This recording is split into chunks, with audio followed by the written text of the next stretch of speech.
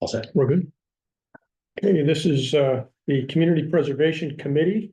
I'm Michael Doucette, Chair. Call the meeting to order. Hope everybody's had a good summer. I missed all of you after our heavy spring. And we have this meeting tonight for a limited agenda of a couple of issues that have come up needing our immediate attention. And as well as some old business.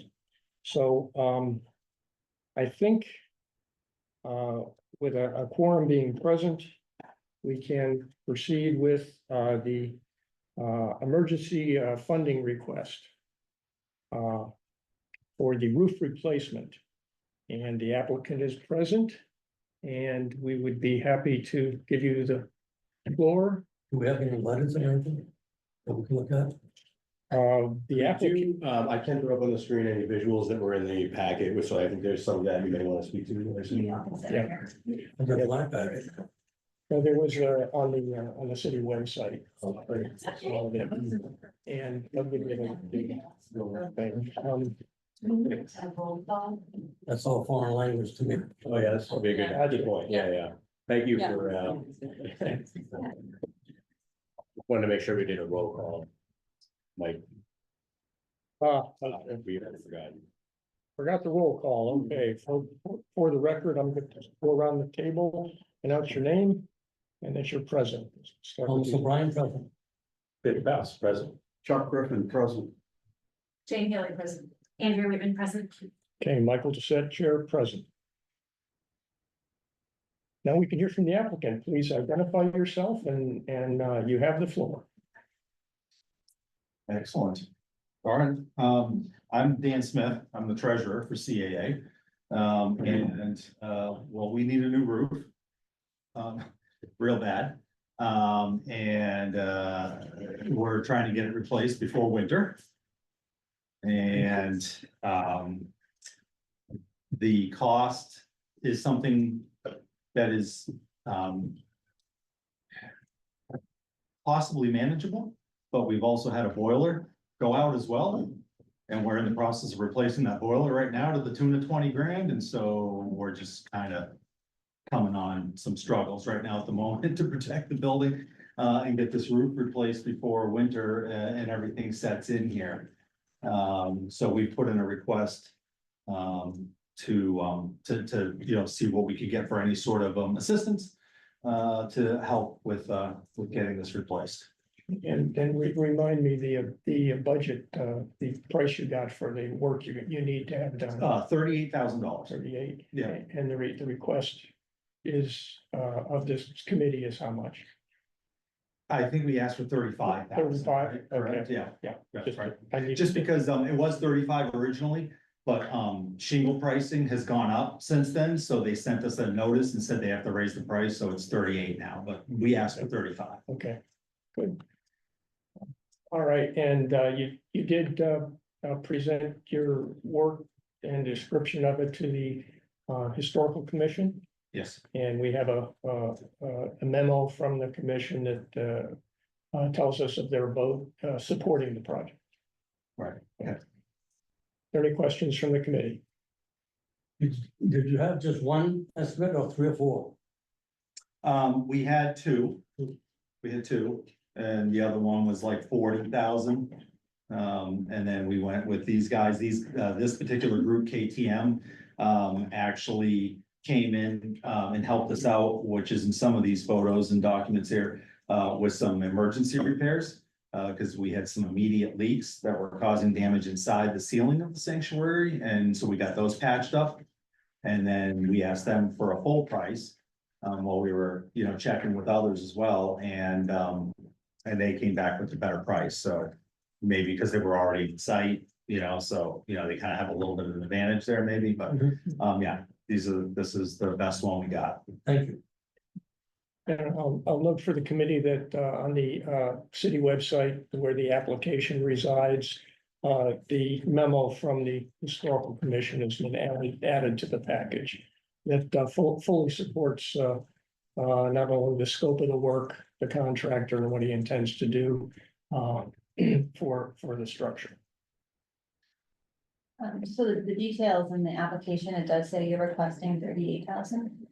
Okay, Okay, so the I request. guess we revised that, I guess before it got submitted in. All right, Just want to make sure. all right, thank you.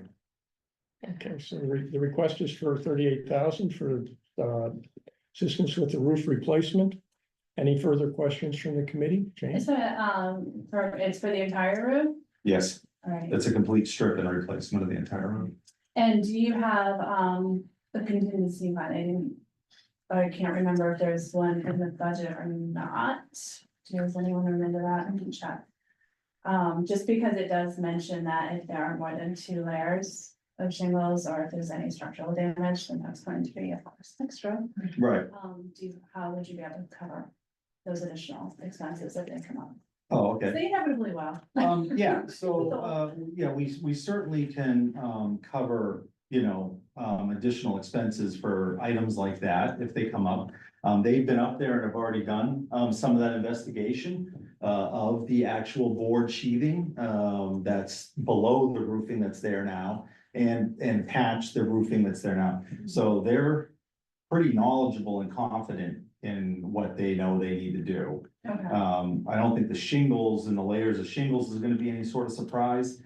Maybe, quite possibly, in a few spots, some of these boards, the board planking that runs across the top of the rafters, might possibly need, a few square feet here and a few square feet there, some replacement, and yeah, they have a contingency price in there by square foot for that, and we'll have to, cover that, but it seems like from their inspection that that's a relatively small number. So we should be able to, hopefully take care of that. All right, bear with me, because I'm pulling up his minutes, sorry. How old is the current roof? We don't know, but it's gotta be at least 20 years old. And has it had any repairs since it was installed? Yes. Yes, it has. Could you speak to, public benefit and community service outside of their own congregation? We can talk to that, Okay, if you want. sure, go ahead. My name is Debbie Ferrati. I'm the president of the board of directors in the congregation. We have been an active congregation in Newburyport for over 125 years. We go into a lot of detail in the application. The building that we're in predates even our congregation. And I think a lot of the reason that the historical commission wanted to support us receiving this grant is because the roof will enable this building to be operable and to stay open, and it's a historical landmark in this city. It's also become more recently, almost like a community center. We've been holding a lot of civic events, and in addition to our own programming, city programming as well. I'm gonna say something. I was gonna say more along those lines, yeah, just we are trying to actively make it more of a welcoming kind of third space within the city. And we need to make sure that the outside structure is okay to do that, and if we don't have to drain all of our coffers to do that, we can also work on some of the stuff inside that wouldn't fall under the purview of something like CPA, so that we can kind of make the space more attractive, more usable for more different groups and events taking place at the synagogue. Thank you. Also, sorry, I'm Alex, I'm the rabbi at the synagogue. Well, And I actually, mean, I haven't spoken yet, but I'm Eileen, I'm a congregant, so. I will note before you that there is a PR on the structure Now, now, is this from sometime earlier or just done recently? from a prior Uh, grant a few years ago. Okay. And the commission, in looking at it, reviewed the PR as well as the work to make sure it was consistent with the PR. The historical commission did. Yeah, just to clarify, that PR was put in place in 2014. Charles? So we're talking in general terms too right now, not just this application. Because my thoughts on this have really very little to do with the group that's in front of us. I agree that they need a roof work. I can't argue any of that, don't want to argue it. The only thing, it's an observation. It really doesn't even involve the building very much, but I just looked on the internet and it's told me that we have 14 churches in Newburyport. Mhm. We have a budget around $1 million a year and sometimes a lot more. But if we had $1 million a year, that'd be $71,000 per church in Newburyport. I'm just trying to make the observation that folks, if I was a member of the board of one of these buildings, we needed something, I would certainly say, why don't we go to the CPC? I don't quite understand that we have enough wherewithal to fund all the needs of all the churches. That's my question. It's just a question. It's an observation, nothing to do with you folks or your building. It's a matter of, do we have the power to do that? And what does it take away? There's been an exception. I mean, I know that other churches have received. A lot of them. And the ones that I only know about two, but there may be a lot. I know about the one Pleasant Street Unitarian Church Also, and Old South. South, And I think also the one by City Hall Central Congregation. Congregation. Yes. Are there others too?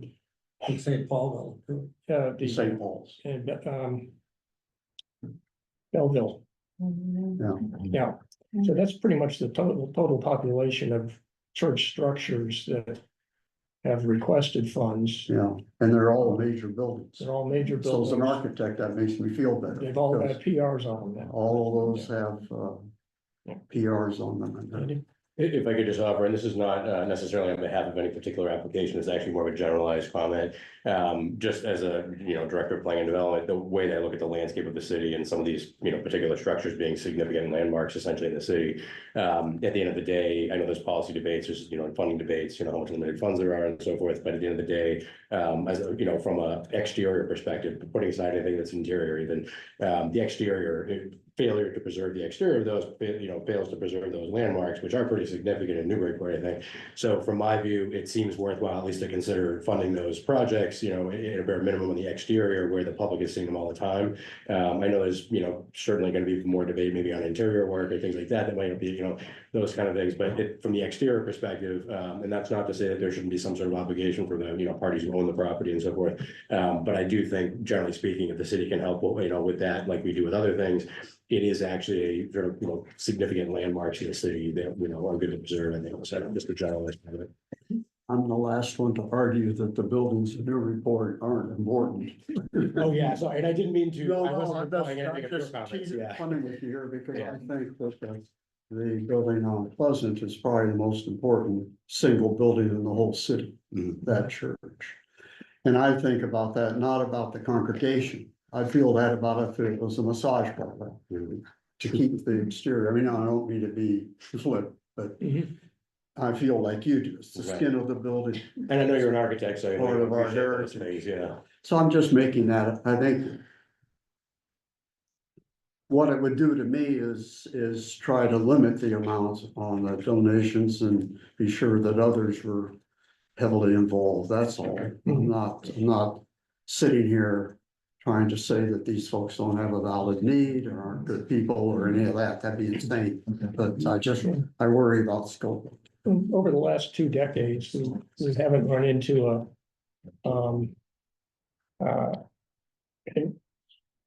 conflicts where we had significantly greater asks from historic structures that were housing religious congregations. We've had a number of asks, but they haven't congregated or overwhelmed the fund. And I don't think that being a religious organization should be taken into account in a negative way. I'm all for that. Right. Yeah, I'm just talking about scope. We're certainly a house of worship, but we are the only Jewish house of worship in Newburyport and even in the surrounding area. So, you know, we service the Jews of Newburyport as we have for over 125 years, and our high holidays, Rosh Hashanah and Yom Kippur are coming up soon. Our sanctuary is packed. We have hundreds of people every year who come to our services. The rabbi and I were just chatting. I don't know if anybody overheard when we were sitting over there, but our membership is exploding, as is our religious school, which unfortunately I don't think is common right now for religious institutions. And we are really growing right now. We just instituted a 3 to 5 year strategic plan. We're 1 year underway. We had a grant from a Jewish organization to hire a consultant to help us with that. So not only are we planning for the future, but we have the structure in place. We're in the midst of hiring more staff. So it's really, I mean, this roof lets the building stay open, which then not only as a historical landmark, but it's also the Jewish, long-standing Jewish community in Newburyport. How big is your congregation present?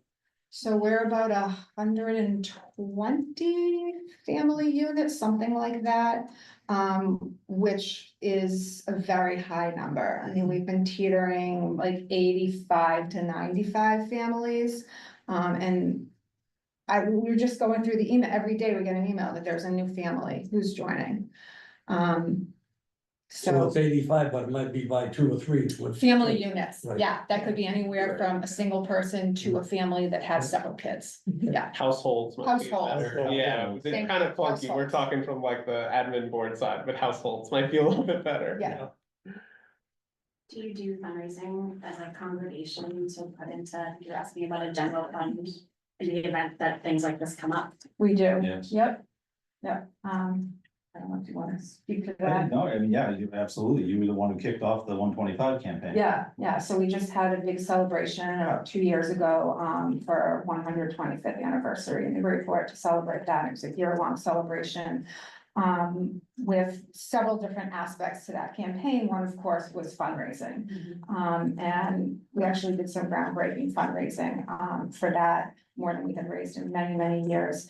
And then throughout the year, we have fundraising events, smaller than that campaign, but we're also gearing up now for our next campaign because not only the operating budget, but things like the boiler and the roof in an old building, you need to be prepared to cover these things.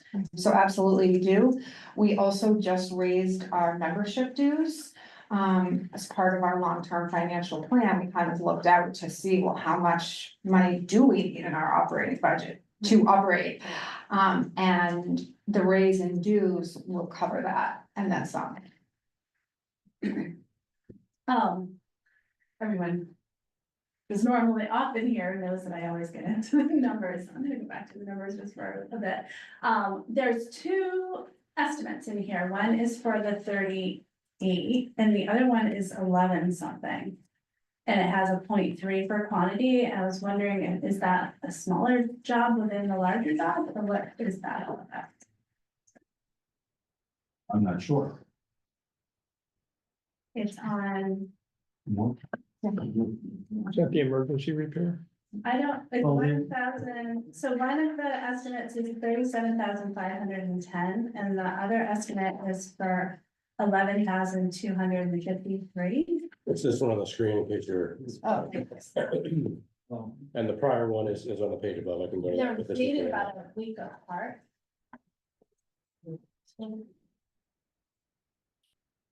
The price is almost the same as the quantity, that's. Well, yeah, so I was the wondering, Price by the, yeah. were they estimating for a smaller portion of the job? 5,800, right? So then this one. Install tarps, dispose of so they broke down. I think, there are different areas of scope of work, right? Yeah, I don't, Or is it both of them? no, this is, I don't know what. No, so I number think it's is. an itemized, I think it's an itemized quote essentially, so whatever you were looking at, it's like a third of the, so it looks to me like. It's quantity 1 of this scope of work, quantity 1 of this scope of work at estimate 550, so it's a running, whichever one is the 11,000. It's a third of this amount on top of the tally, is the way that I'm. What's the next? I don't understand, sorry. How does this one relate to the prior? Yeah, Yeah, hold on. I'll let Dave talk. Yeah. I think I got lost. Give me- I'll give the sheet. Yeah, Sorry. Give me a second here, because I'm not sure This one's an abbreviation. why the 11,000. Oh, you know what, this is an invoice, that's an estimate, this is their deposit. oh, Yeah, okay. this is the deposit they're requesting. Oh, yeah, Right. yeah.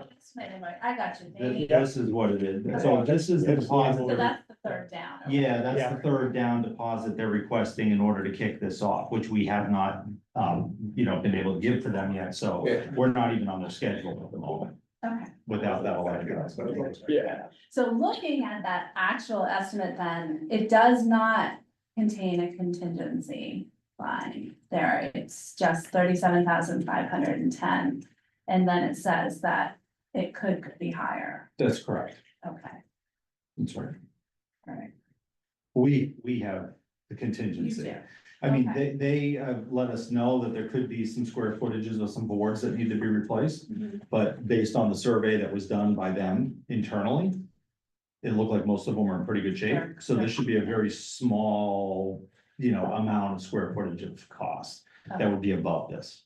All right, and you feel like you would be able to cover that with your own funds? Yes. Mhm. And I'm gonna go back to my other question, because we as a body face what's called the Kaplan test, when it comes to how does it worship, doesn't. Mike can explain it, and I always try to make him explain it, You're doing but very well. it came down from the state Supreme Court and, out of a lawsuit of some folks sued a city because they funded the church and they didn't like how this went down. And so we have to go through certain steps to say, okay, does this fit and pass the Kaplan test? And so one of them is sort of, what is the primary benefit? And of course, it's protecting this historic building, but it can't necessarily be protecting the religious nature of it. It's more public benefit, and like you're serving your congregation is certainly part of that. But if you could speak a little bit more to, because you did put it in your application, of other activities that are welcoming the broader community in and benefiting the public, that if you could I'll say a few more words, that'd be helpful for me. Yeah, well, Unity on the River is a church who rents from us on Sundays, so they're also using our space. We've also become a community partner with them. We just partnered with them to do Operation Backpack, and to collect backpacks to donate to that organization. Do you want to talk a little bit about, the interfaith, what's it called? The council that you're on? Clergy council. That. And the one with Auburn. Oh, the Human Rights Yes. Commission. Yeah, the Human Rights Commission did meet, I think when they were initially formed at CAA. Even though probably the most common use of our building is for either religious supplementary school or religious services, our services are open to anyone who wants to join, so there's certainly no exclusivity. And we do hold kind of general interest cultural events in addition to kind of Jewish cultural and historical events too. This Sunday, if anyone's interested at 4 p.m., we're having a pretty well-renowned landscape photographer come and present his work. Again, open to all, no admission, no explicitly Jewish content, other than the fact that he is a Jew and presenting in a synagogue. And we try to do things like that as we have the capacity to, and so generally, like, our attitude is if you bring us a program, we want to find a way to make it happen, right? So we brought back the Yankee Homecoming Ice Cream Social. We've done coffee house open mics in our space.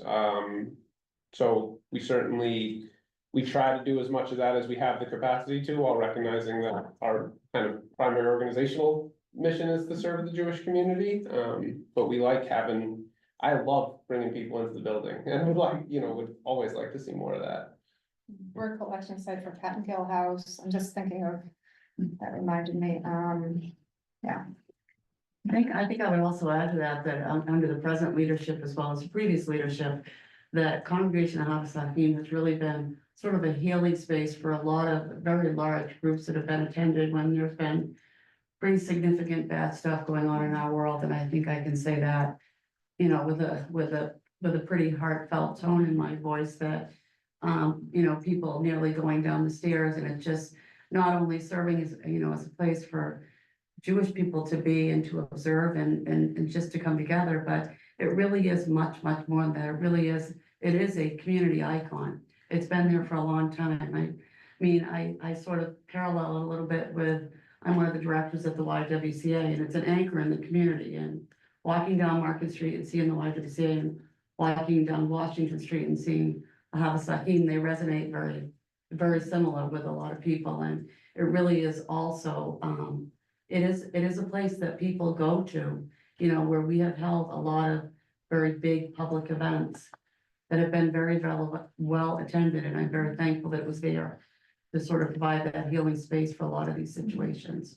Yeah, as part of the 125-year-long celebration that I mentioned, there were a few different goals, but one of them was community engagement. And we have this building that's almost right downtown, and people walk by it all the time, but a lot of people have never been inside. And we were actually surprised to hear a lot of people didn't even know what the building is. They didn't even know it was a synagogue. So we held 2 different community events, both which drew about 300 community members. One was a historical tour of the building, a Q&A with the rabbi. We did a Judaica display. We had and some other programs that day. And then on a different day, we had several different speakers. Eileen was one of them, since she grew up in this community, about the history of the building and of the community and what it was like growing up in Newburyport. And we drew a lot, as I said, about 300 people from that as well. And we got a lot of good coverage from the Daily News and from the radio station right here. So that was another goal that was successful. Very helpful, thank you. Other questions? Can I ask a question? Just, I guess this is more of a CPC question. Sure. This would be the first time since I've been on here that we're considering an off-cycle funding request. So how does that work? And does the funding come out of the reserve? I guess, how does that work? And how does it impact the rest of the cycle? Well, the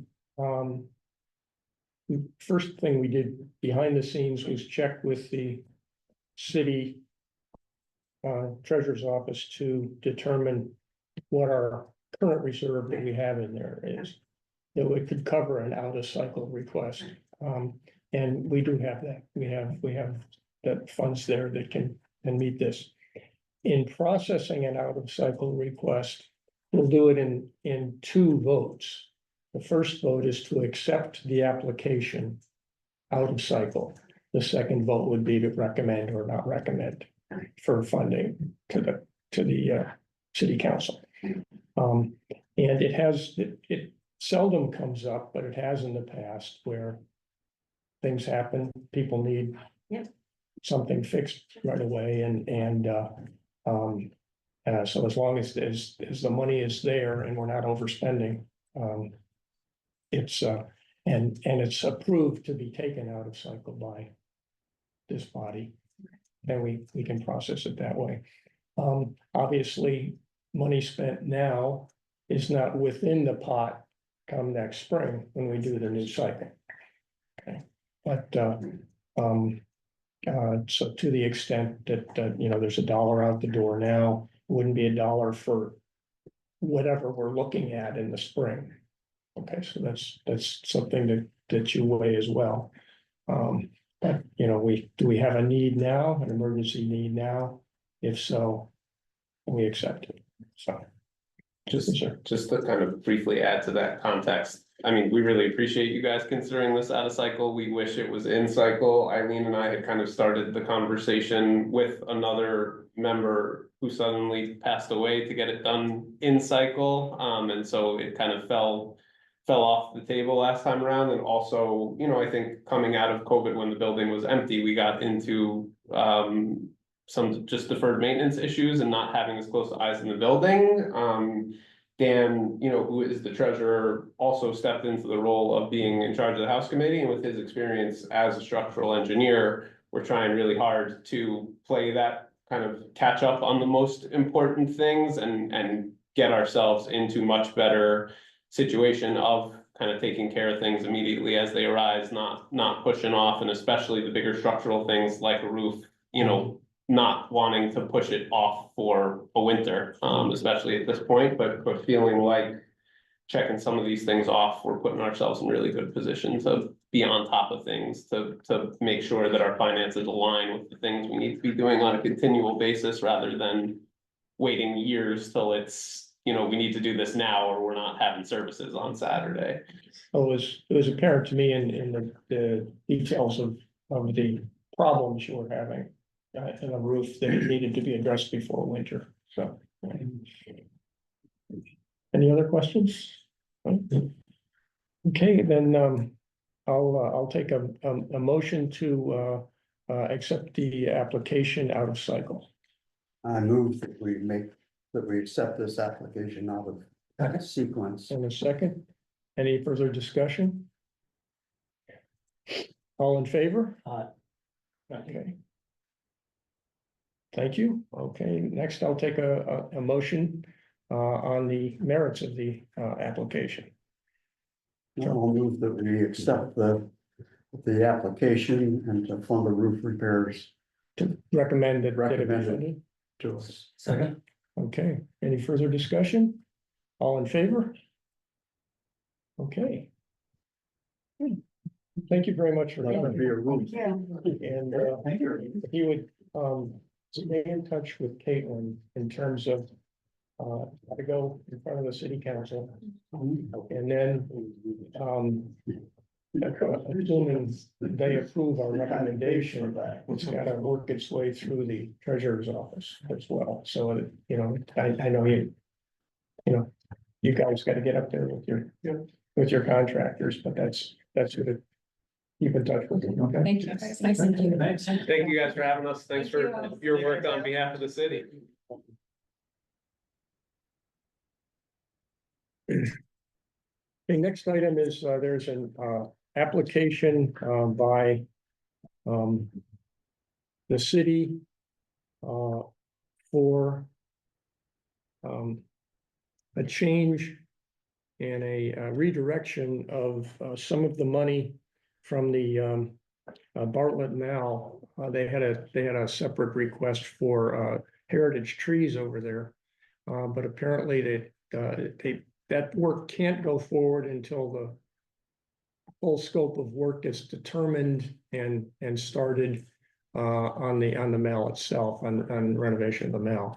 So that money is sitting there, and the amount is, 8,000? yeah, it's like $8,000. And basically they would like to still use it for trees, but put them over on Market Landing Park. And if anybody's seen that beautiful park over there now, the only thing it needs is trees. So, And a bathroom. What's that? Okay. no parking, though. There's no parking for so people. We're gonna reserve. That issue has come up a couple times. Oh, yeah. Yes. Yeah. I voted no. So there is the request, and I think that that is, something that we need to decide ourselves through a recommendation to city council, because it is a not only a change in scope, but it's going outside the scope of where that money sits right now. Albeit it's still a tree and it's still going on city property. Reassignment to a different park. Right, yeah, different project. So is there any discussion about that? Any questions that you can probably direct to Andy and he can answer? I don't have a question, I'm just, would love to see trees down there for shade, cooling, Yeah. it'll look good. Everything. Yeah. Thank you for your support on that. Just FYI, obviously having worked on this project, you probably, all of you, I'm sure, are aware along the way, there's various discussions of what was gonna happen when, what portions and phases and whatnot. So in essence, we had to, cut off the project at the parking lot areas, right? So in essence, Sasaki had to drop some work there. And we basically had a grass strip that I think we can see today, would benefit from having some trees, trees around it. So that's what we're trying to get to. And it came up from, Kim Turner and Mike Hennessy with the Park Mile project, that they could potentially reassign these resources here. So, we're just trying to get that accomplished essentially, so. Any other questions? No?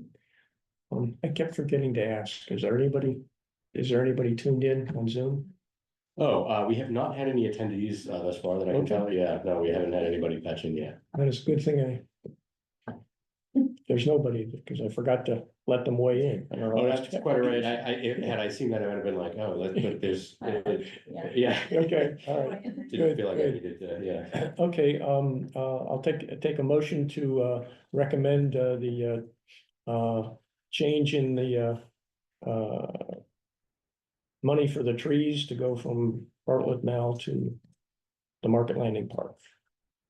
Well, since I'm the park director, You're since. I'll make a motion that the funds that were allocated for trees be reassigned to Market Landing Park in the amount of approximately $8,000.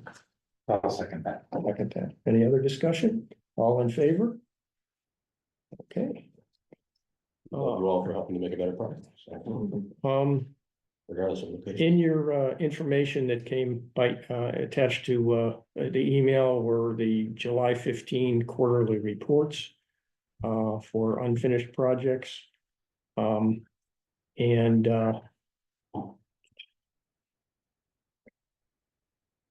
we don't have on the debt service, the debt From the service finance, change. yeah, I have that. I can throw up on the screen if you. Yeah, put that on the screen. It's not, is it on the? No, I think we were perhaps referring to this under other business, are there other? Okay, yeah. Because it's coming, since the agenda was established, it's coming from the planning director and Office of Planning Development. As an update, Okay, so gotcha, that tail end, gotcha, okay. Leave it to you as I handle it. All right, well then I'll wait and we'll do it at the end then, okay, approval of minutes, they were circulated. Anybody have any questions, comments, additions, corrections to the minutes from the last meeting of March 21st? I have a really small one. Yeah. So one of my, something I had said in terms of the FEMA buyout, it said about public conversation for tax money supporting, and I think it's written as private or local property. But I believe I said it, I meant private property. So it's private instead of local or public. Okay. Thank you. Okay. Any other corrections? Okay. Then as corrected, move to approve the minutes of March 21st, 2024. All in favor? Okay.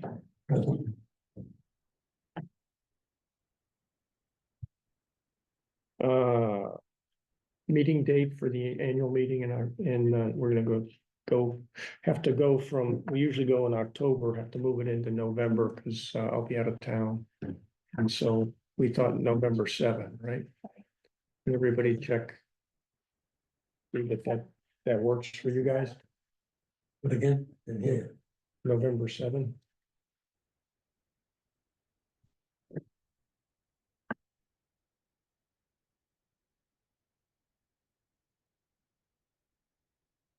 Nothing else going on that week. Oh, yeah. I'm go. Okay, We'll go back. we'll go with November 7 Will then. that be in person? Yes. Yeah. All right, now, here we go, and other updates. Let's do the debt service question. Sure, I'm just throwing this up on the screen, or Caitlin, feel free to address if you want.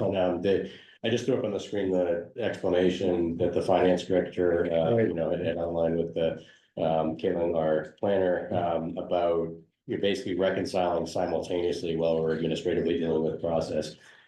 This particular detail. So here, he's basically recommended that we adjust the debt service according to more recent information. And so it's reflected here in this table that you're seeing in front of you.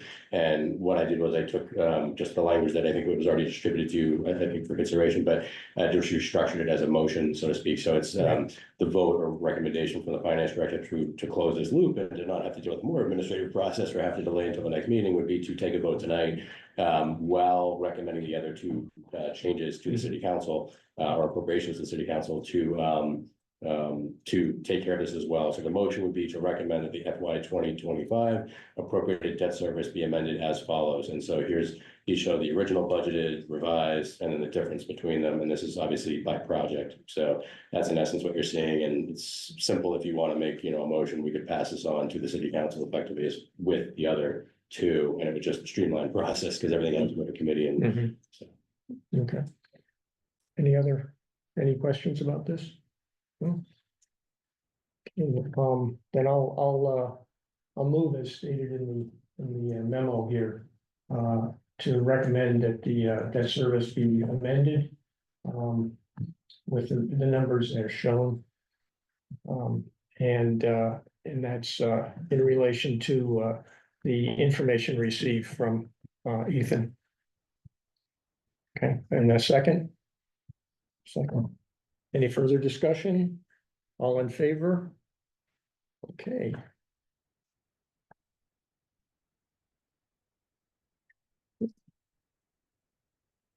You also have in your materials the draft 2026 budget, which does reflect this adjustment in the debt service as well. Okay. Anything else from Mayor, Vice Chair, Planning Office? Okay, and there's no public to make comment. Move to adjourn. All in favor? Hey. We need a second though. Right. We need to provide a rotation our second.